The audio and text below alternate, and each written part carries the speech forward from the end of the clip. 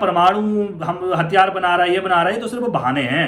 क्योंकि किसी पर अगर आप हमला कर रहे हैं तो बहाना तो चाहिए। भाई हमला क्यों किया, क्या बोलोगे क्यों किया, ऐसी मुंह उठा के कर दिया, हमें अपनी सत्ता बनानी। भाई अब दुनिया में ऐसा नहीं हो सकता ना, पहले होता होगा कभी, वो प्रथम विश्व युद्ध, द्वितीय विश्व युद्ध में ऐसा हुआ कि भाई जो जीत लेगा उसका राज हो जाएगा। अब ऐसा नहीं हो सकता। अब आपके पास एक मुद्दा चाहिए। मुद्दा क्या मिल गया आपको कि भाई वो परमाणु हथियार बना रहा है, परमाणु हथियार उसने बना लिया तो ये हमारे लिए नुकसानदायक होगा, हम पे कभी भी मुंह उठा के पटक देगा, हम तो भाई खत्म हो जाएंगे पूरी तरीके से, क्योंकि परमाणु हथियार से तो कोई बच ही नहीं सकता। तो ये मुद्दा हो सकता है और मुझे लगता है कि यहां पर सत्ता परिवर्तन तय होने वाला है। खामेनेई लगातार अपने लोगों में जोश भर रहे हैं कि भाई साहब ईरान को तुम लोग जानते नहीं हो, ईरान किस तरीके से शहीदों के लिए जाना जाता है और अपनी धरती के लिए हम अपनी जान भी दे सकते हैं। अपने लोगों में जोश भरने का काम जरूर कर रहे हैं, लेकिन आने वाला समय बहुत घातक होने वाला है। अमेरिका ने अभी तक इस पर अंतिम फैसला नहीं लिया है, लेकिन मंजूरी दे दी कि युद्ध होगा।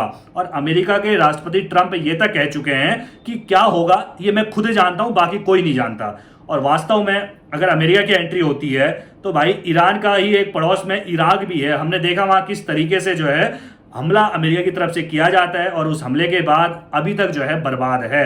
अफगानिस्तान में भी कुछ ऐसा ही हाल है, तालिबान का राज है, लेकिन उस तरीके से अफगानिस्तान भी अभी उठ नहीं पाया। तो कुल मिला के अमेरिका ने जहां जहां दखल दिया वहां बर्बादी जरूर होती है। और अब मुझे लगता है कि ईरान का नंबर है, तो ईरान के पास क्या ऑप्शन है, आपके मन में सवाल भी होगा ईरान के पास ऑप्शन क्या है। ईरान के पास ऑप्शन एक ही है, सरेंडर कर दे या फिर बोले कि भाई मेरे पास जो मैं परमाणु हथियार बनाने जा रहा था, मैंने जो भी पोटेशियम या जो भी यूरेनियम, जो भी परमाणु हथियार के लिए इस्तेमाल रसायन होते हैं, वो सब कुछ जो है वो राष्ट्रीय एजेंसी को यानी कि अंतर्राष्ट्रीय एजेंसी के सामने समर्पण कर दे कि भाई साहब ये मैंने इकट्ठा किया था, ये लो, अब मैं परमाणु हथियार नहीं बना रहा हूं, मुझे जीने दो। तो भाई ठीक है, युद्ध रुक सकता है, नहीं तो मुझे नहीं लगता कि ये युद्ध रुकेगा, क्योंकि इजराइल ठान चुका है कि भाई परमाणु हथियार तो नहीं बनाने देंगे। ये बात ट्रंप भी अभी G7 में कह चुके हैं, ईरान परमाणु हथियार नहीं रख सकता।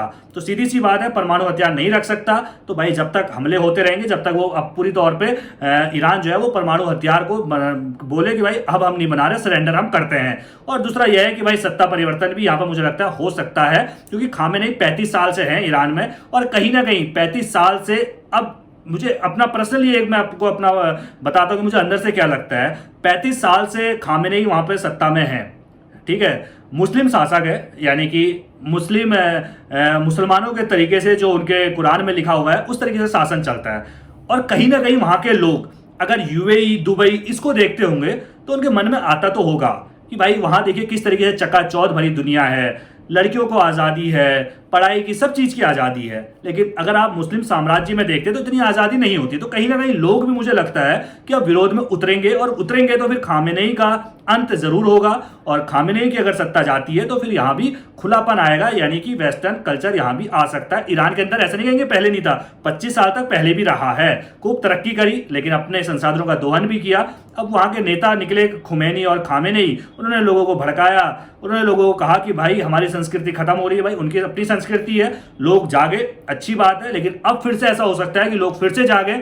इसलिए जागे क्योंकि वो दूसरे देशों को देखें किस तरीके से तरक्की कर रहे हैं। उनके पास भी परमाणु हथियार नहीं है, कुछ नहीं रखा परमाणु हथियार में, यार तरक्की करो। जापान के पास नहीं है, आप सोचिए कितना डेवलप है, सऊदी के पास नहीं है, यूएई के पास, कई भाई दुनिया में 8 या 10 ही देश तो हैं जिनका परमाणु हथियार है। तो क्या जरूरत है, सिंपल सी बात है, क्या जरूरत है। ईरान के पास तेल है, और तेल है तो पैसा है भाई।